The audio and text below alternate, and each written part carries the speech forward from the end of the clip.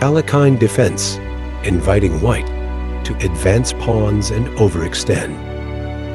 White pushes the pawn, forcing the knight to move again. This gains space and challenges black's initial move. White attacks the knight, forcing it to retreat to a less active square.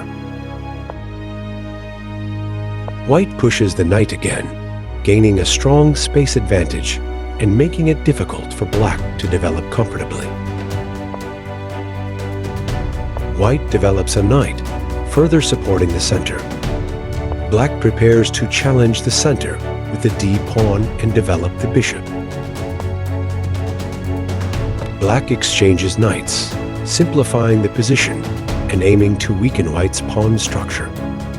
White recaptures with the pawn, opening the B file and keeping a strong center. Black takes the pawn on C4, winning material, but potentially giving white compensation with better development and control.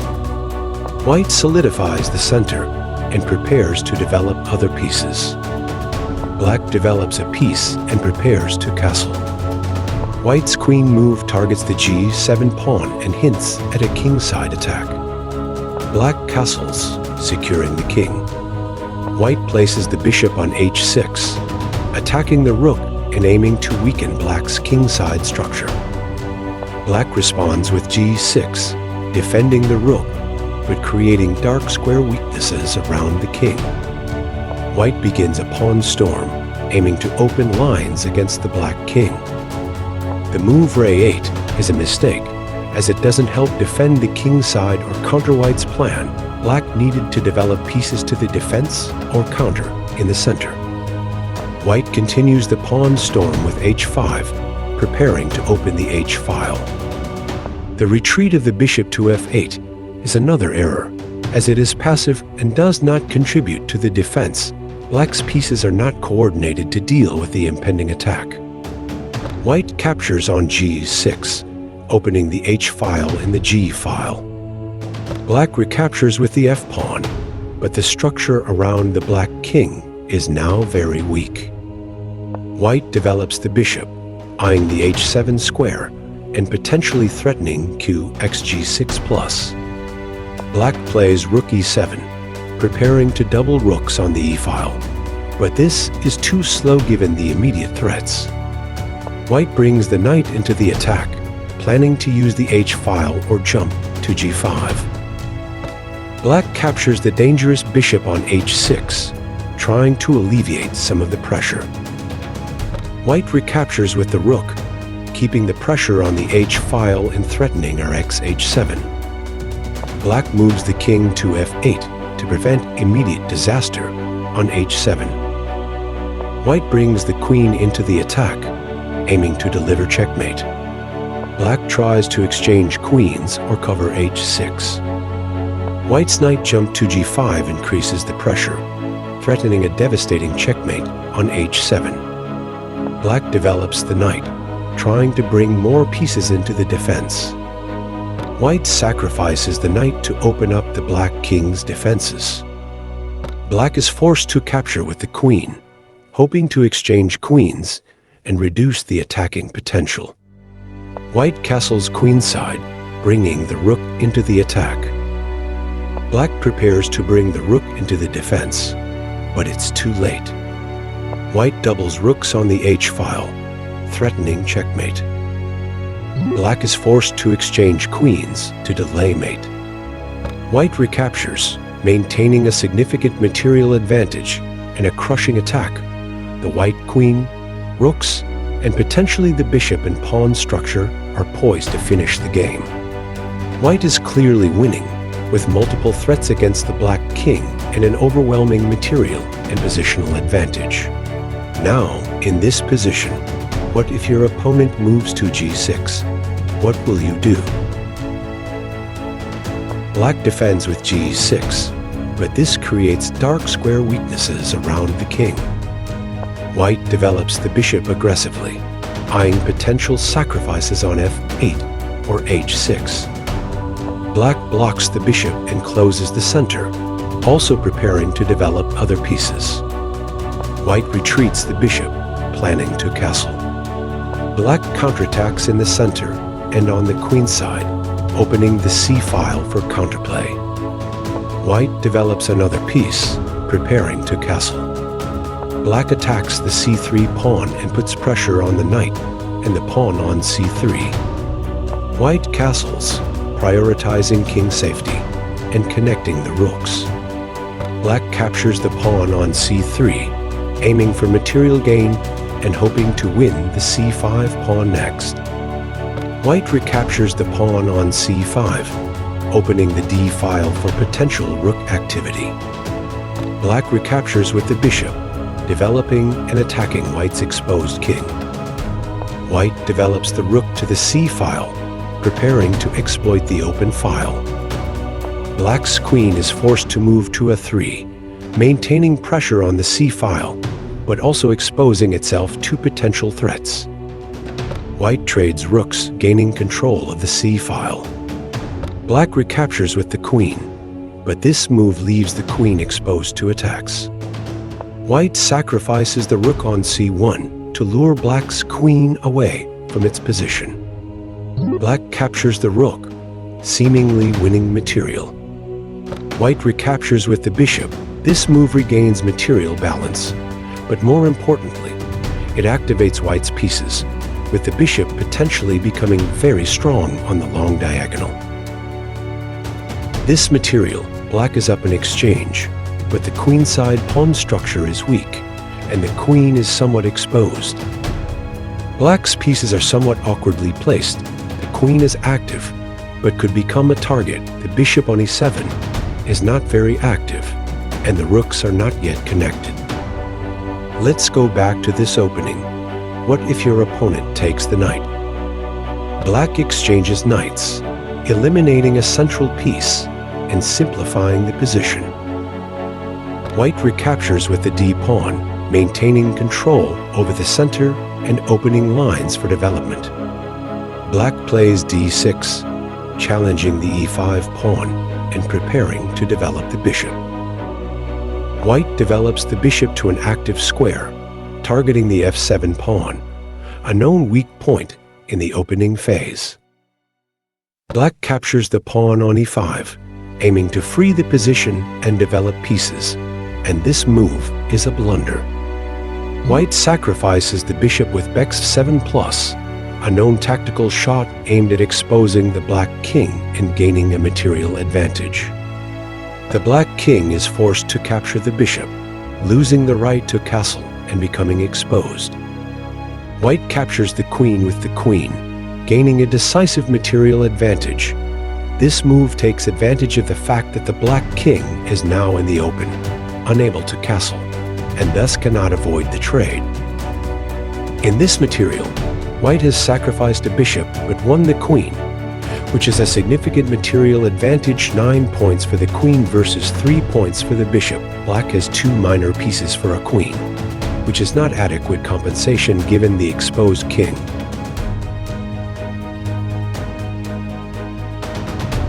Black develops the knight to c6, supporting the d for square and putting pressure on e5. White develops the knight, preparing to castle and attacking the e5 pawn. Black captures on e5, aiming to simplify the position and open lines for piece development. White moves the queen to e2, pinning the e5 pawn and aligning with the king on e1. This move sets up potential tactical threats. Black develops the bishop to g4, pinning the knight on f3 and attacking it indirectly. White sacrifices the bishop on f7, exploiting the pin and aiming to expose the black king. This forces the black king to capture the bishop, losing the right to castle and becoming vulnerable. White develops the knight with a check, creating immediate threats against the black king and attacking the g for bishop.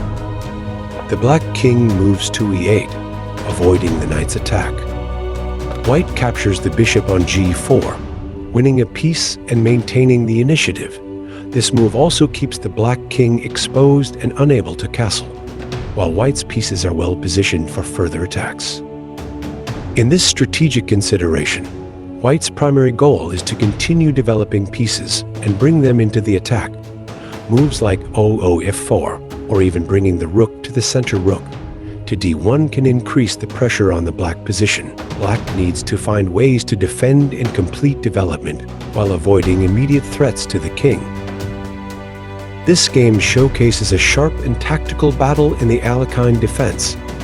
White's aggressive play, especially the sacrifice on f7, leads to a strong attack and a significant material advantage. The exposed black king and white's active pieces are the critical factors that determine the game's outcome. Black's position is difficult to defend due to the inability to castle and the lack of coordination among the pieces. Now, in this position, what if your opponent moves to d takes c5? Black captures the pawn on c5, opening the d file, but also allowing white to develop the queen with tempo. White develops the queen to b3, attacking the b7 pawn and eyeing the potential weakness on f7. Black defends the b7 pawn and prepares to develop the light square bishop by playing e6. White develops the bishop to g5, pinning the knight on e7 and increasing pressure on the center. Black breaks the pin with e7, allowing the bishop to defend the d7 square and preparing to potentially castle kingside. White places the rook on the d file, targeting the open file and increasing pressure on the d7 square.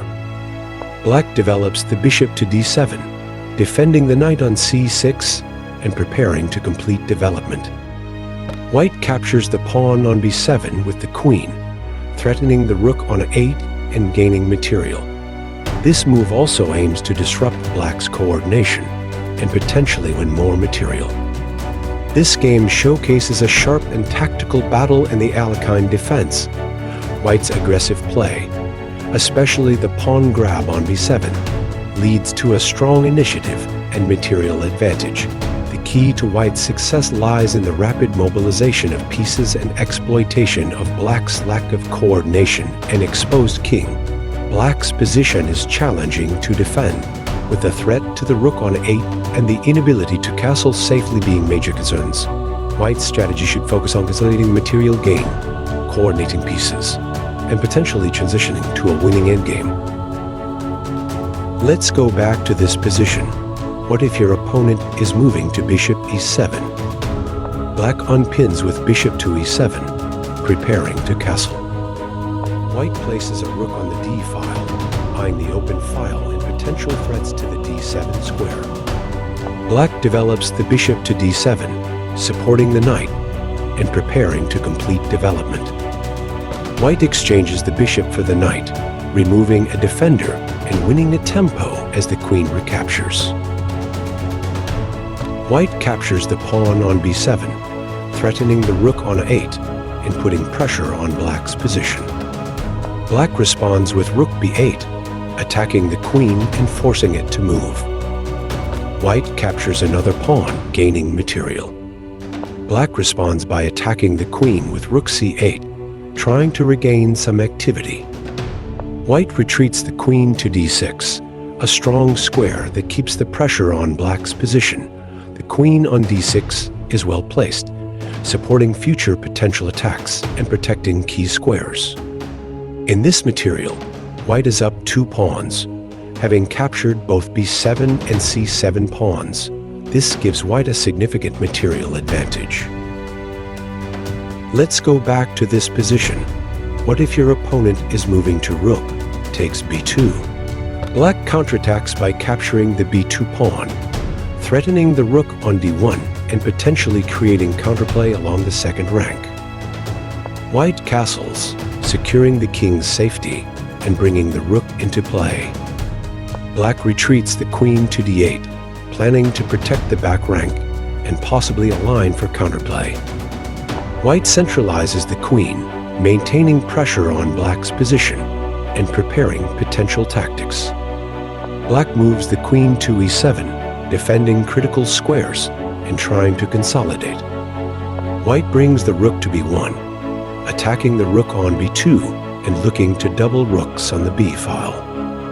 Black captures the queen, potentially hoping to exchange queens and alleviate pressure.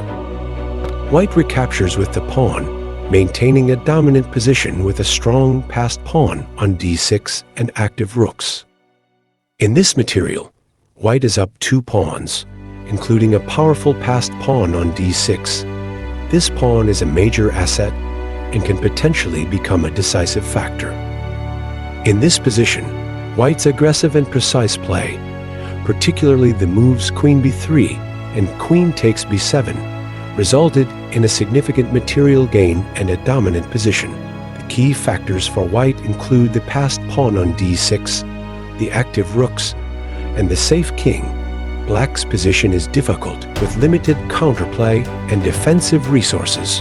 White's strategy should focus on advancing the passed pawn, controlling the open files, and simplifying the position into a winning game. This line in the Alekhine Defense can be a powerful weapon with its aggressive pawn pushes and tactical opportunities. Remember, understanding the ideas and plans behind the moves is just as important as memorizing them. Best of luck in your games, and may you have many victories with this opening. If you have any questions about chess openings, just comment down below.